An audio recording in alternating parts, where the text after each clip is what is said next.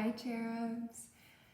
So I posted a devotional about a banquet with Simon, and now we're going to talk about Thomas, who was another disciple who maybe made a mistake or misjudged things.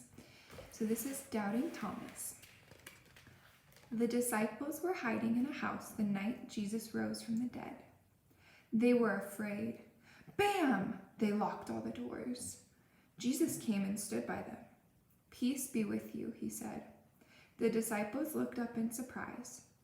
Jesus showed them his hands and his side so that they would know it was him.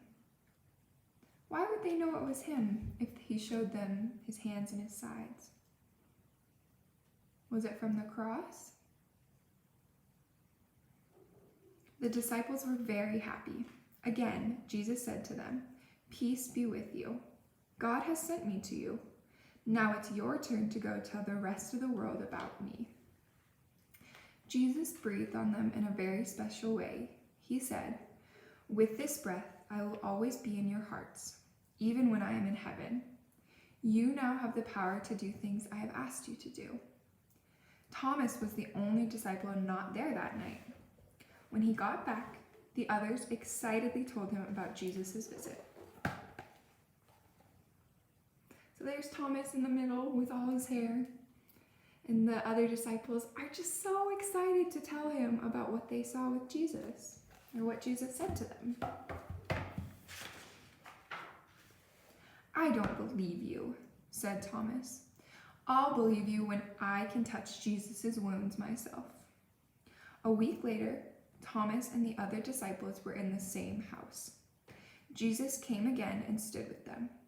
"Peace be with you," he said to them. "Thomas," Jesus commanded, "come here. Give me your hands. Put your finger on the wounds in my hands. Put your hand on the wound on my side. Do not doubt anymore.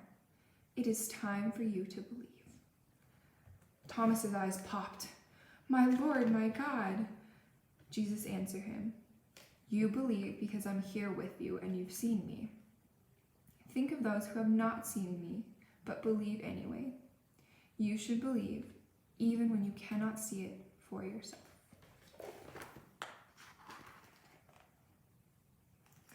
So sometimes, as things get hard or confusing, we question if Jesus is really there. But he's always there with us. He wants to be there to love us and to just always be our friend. And we should remember that and believe in that. Now, I challenge you guys to find maybe some stuffed animals, or maybe you can do it with your brothers or sisters. But I challenge you to act out Thomas with the disciples not believing, and then Thomas with Jesus believing, and act out the story. Thank you, cherubs.